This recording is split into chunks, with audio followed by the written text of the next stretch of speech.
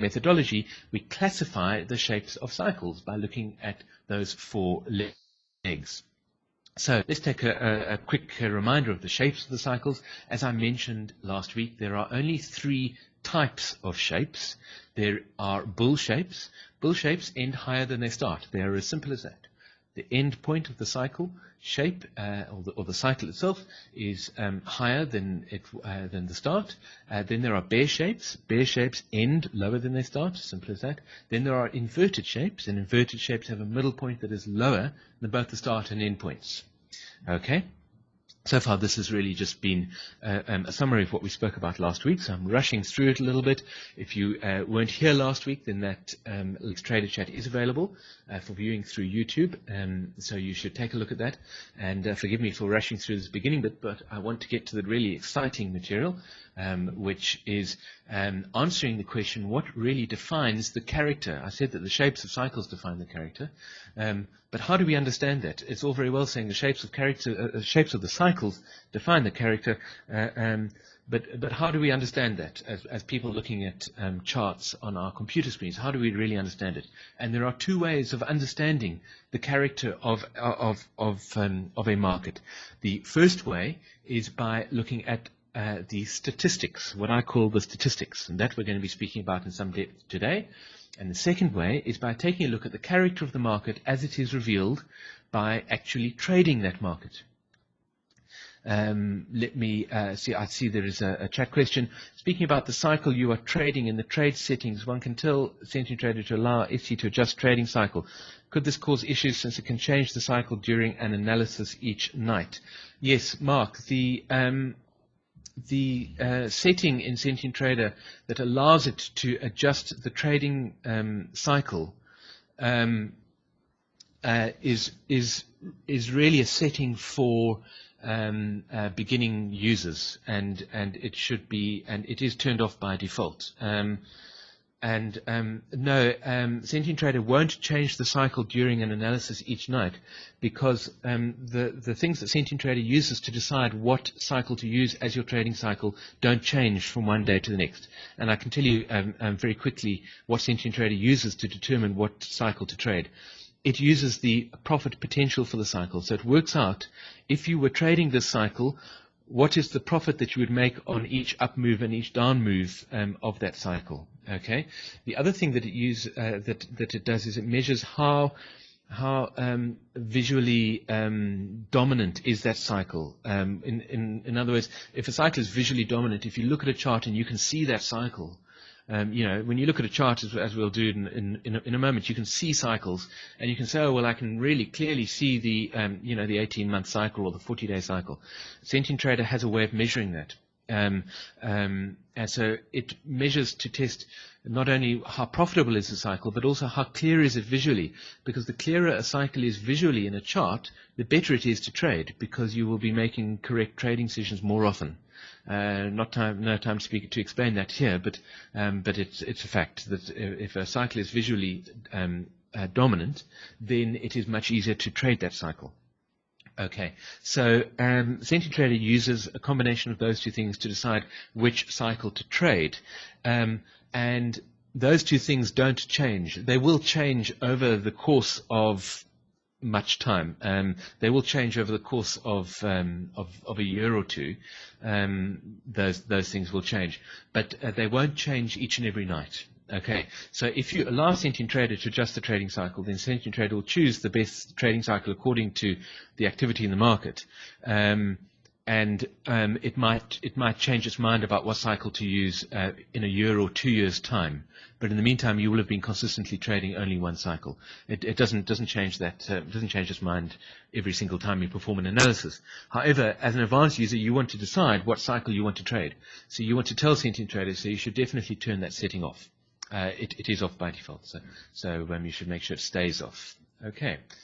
Right. So I've said that we can reveal the character of the market. How do I make this active? Either by looking at the statistics or by looking at the trading history. So I'm going to spend the rest of today's Trader Chat talking about those two things, about studying and getting to understand your market that you're trading through wave shape statistics, and through looking at what we call a trading history, which is taking a look at how one would have traded the market hypothetically. But before I do so, let me just sort of remind you about a few points. And the first one is that when we're looking at statistics or we're looking at trading, we're going to be looking at the 4 waves within a single cycle. Wave or leg 1, 2, 3, and 4. That's just a quick reminder. I mentioned it only a few minutes ago, and I'm sure you've all retained that information. But just a reminder, when we're talking about wave 1, we're speaking about that first move up from the first trough up to the first peak. Wave 2 is the next section of the cycle shape, the move down to the intermediate trough. Then wave 3 is a move up to the second peak, and wave 4 is a move down to the final trough. So we're going to be speaking about the shapes of the cycles in those terms. Now, I mentioned that there are 3 types of cycle shapes, bull shapes, bear shapes, and inverted shapes. But how many shapes are there? And in fact, the good news is that there are only 16 shapes that a cycle can possibly take in the market, and that is that's a mathematical fact. It's not just a fantasy.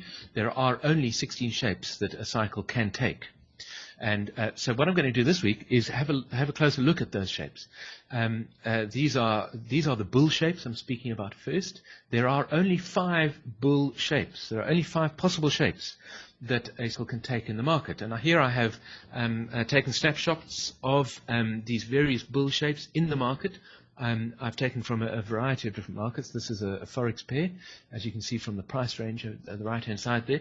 But I've taken from various different markets. This is a daily chart, an end-of-day chart. As you can see, I've circled the fact that Sentient Trader has labeled this as a bull A shape. And a bull A shape is defined by the fact that the second peak at the end of wave 3 is higher than the first peak at the end of wave 1, and the fact that wave 4 doesn't drop below the peak at the top of wave 1. But now I'm going to stop there because I'm getting complicated about it, and we don't need to get complicated about it. You don't need to identify the exact subtle differences between bull A and bull B and bull C and bull D. So I'm not going to bore you with that detail.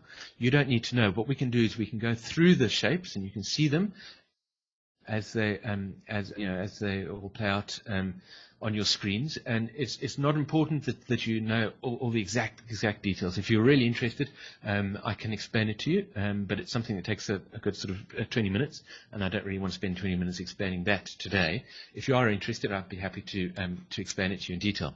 The thing to notice about all these bull shapes, and this is the third bull shape, bull C, the thing to notice about all these bull shapes is that, of course, wave 1 and wave 3 are generally longer and more extensive in price movement than waves 2 and wave 4. Waves 2 and waves 4 tend to be shorter and less extensive in price movement. That is a feature of all of the bull waves. Okay, so these are the bull waves. There are 5 of them. I have imaginatively titled them Bull A to E. So there they are. As I've said, you don't need to be able to identify them. What about the bear shapes? There are only 5, and 5 is the total number of possible bear shapes in any market. And here they are. This is bear A. Bear A, you can see, is a really destructive wave shape. It doesn't look anything like a cycle at all. It looks like just simply a plummeting market. When you have a plummeting market, generally the bear shape the wave shape is a bear A. There is a bear B. You can see it's a different type of shape.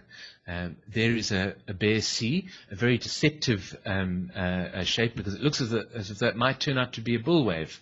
But wave 4 is a crashingly destructive wave, which brings the price right down. That's a bear C. Bear D is similarly fairly deceptive, although wave 3 doesn't offer as much promise as bear C did. And there's bear E. Those are the 5 bear shapes.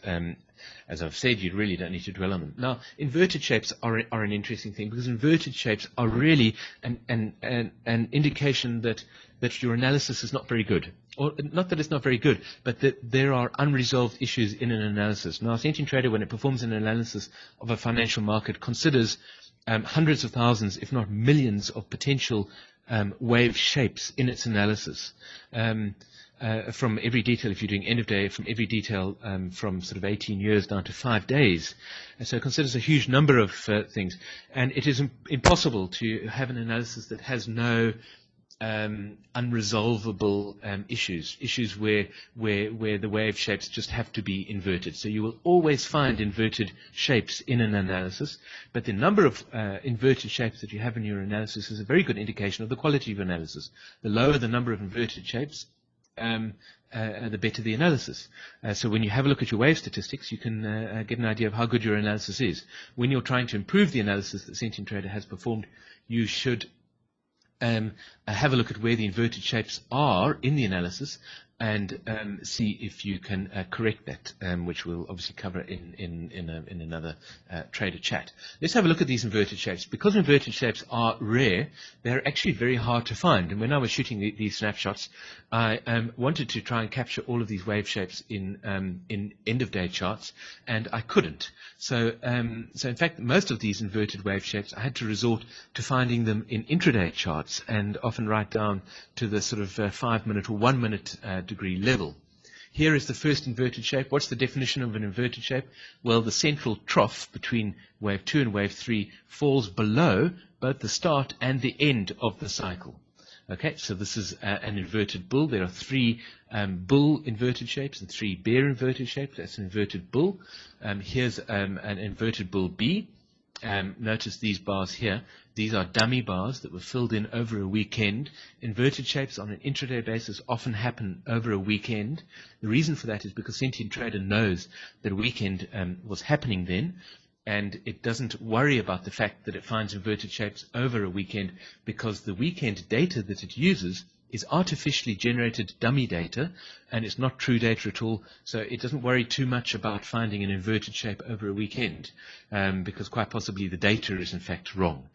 Here's an inverted bull C, and you can see also over a weekend. So again, Sentient Trader hasn't worried too much about that. Here are the inverted bear shapes. There are 3 of them. This is an inverted bear A. That looks like a 15-minute chart. And here's an inverted bear B. Again, you can see the gap where the weekend happened, and another weekend happened over there. And here's an inverted bear C, which in fact played out entirely over a weekend. It was the only inverted bear C that I could find, which is constructed entirely out of dummy data. Okay, so those are our shapes. We don't need to dwell on them. You don't need to recognize them, because Sentient Trader recognizes them. So let's take a look at understanding our market. And the first thing we're going to do is take a look at what I call the wave shape statistics. Now, how do you find the wave shape statistics? And I'm going to get out of PowerPoint for a moment and go to Sentient Trader. Here I have a chart of the S&P 500 in Sentient Trader. Let me just check that is being broadcast. Yes, because when I switch applications, sometimes it doesn't broadcast it. Here is a chart of the S&P 500. As you can see, of course, there is an analysis at the foot of the chart, and the analysis is plotted there. I have also built a trading history, which I'm not going to show you just yet. But if we want to take a look at the wave shape statistics after an analysis has been performed, simply use the menu View, Sentient Wave Shape Statistics, click on that, and you get a whole lot of statistics which pop up. And here they are. You might be able to see them. It's probably pretty small resolution. There are a lot of statistics. So understanding these statistics is